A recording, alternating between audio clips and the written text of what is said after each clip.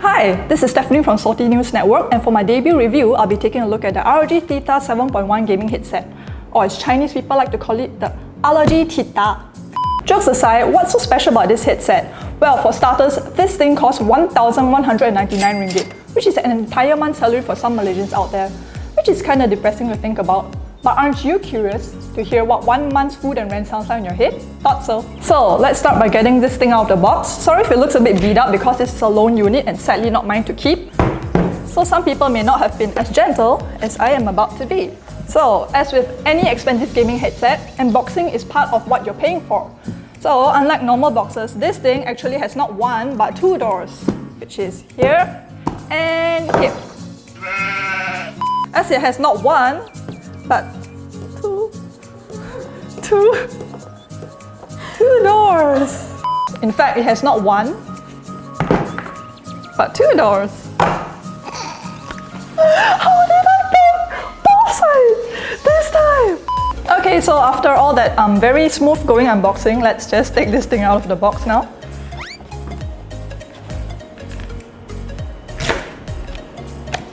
So as you can see, this thing is actually very thick, thicker than your girlfriend's thighs wrapped around your head. And as you can see, it also has not one, but two strings, which honestly looks kind of stupid. I feel like a Vietnamese rice farmer. And it also joins like in the center with a, what's this called?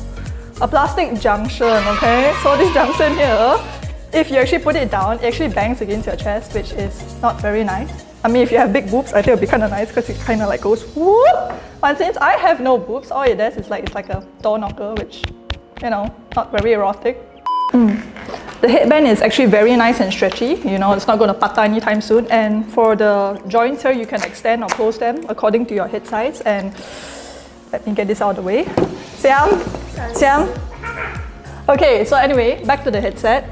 The ear cups, they do not swivel around, but they actually can fold flat in only one way, which is like this, which kind of looks stupid. Looks like your anime waifu kneeling on the ground like, Senpai! Alright, and now let's show you what's in the box, which I have just asked the director to take away. Can I please have it back? So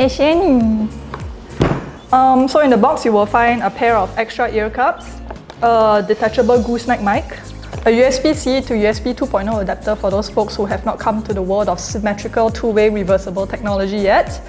And finally, your usual plastic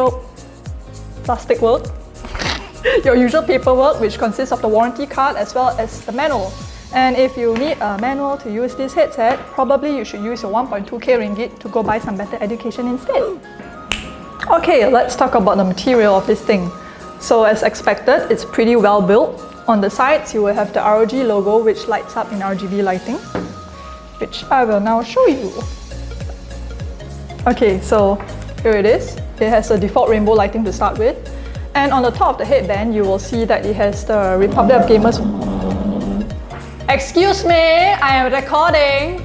Since the upstairs neighbor won't shut up, we're just gonna keep talking. So like I said, on the top, you will find the Republic of Gamers words engraved. And on the sides, on the bands, you will see like this very edgy, tribal looking design, which is inspired by ROG's design language. And on the inside, you will see notches, which is kind of like a ruler, so you can remember how far you've extended the headband.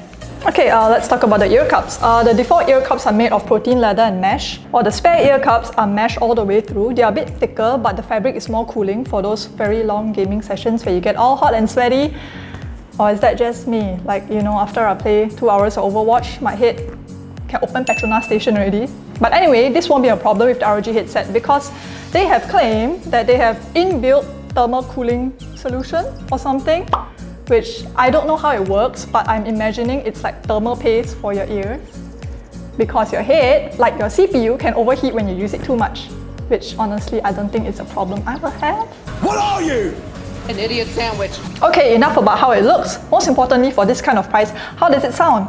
Well, I had the pleasure of testing it out for a few days prior to this, and simply put, it is amazing. So what you'll be getting inside here is a home theater grade 7.1 DAC, quad amps and 4 discrete drivers in each ear cup. And the result? A pretty damn heavy headset. Just kidding, but actually this thing weighs 600 grams lah. But anyway, due to all the fancy schmancy parts I just listed, this thing sounds like a choir of angels camping in my ear canal. The sound is pretty balanced, which I like, and also the surround sound and soundstage is great. I feel like I can hear every single sound from around me instead of having just a giant block party in my head.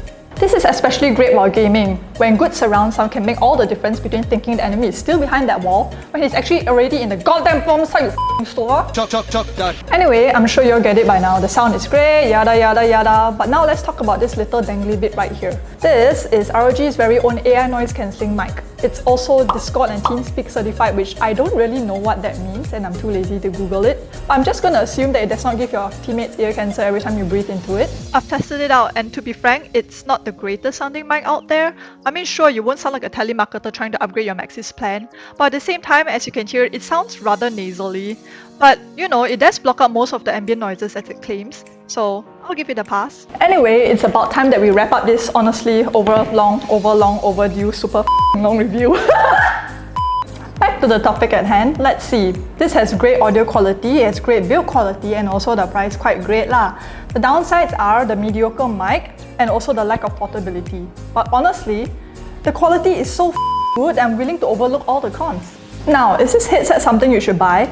Well, I'm not your financial advisor who dictates your every spending decision, so why don't you ask your wife instead? Or ask your mother lah. Anyway, we've come to the end of my review of the ROG Theta 7.1 gaming headset. If you liked it, remember to like and share this video, and if you have salt, leave in the comments. This is your Unstable Mental Disaster signing off. Bye. Bye lor. I did say sign off.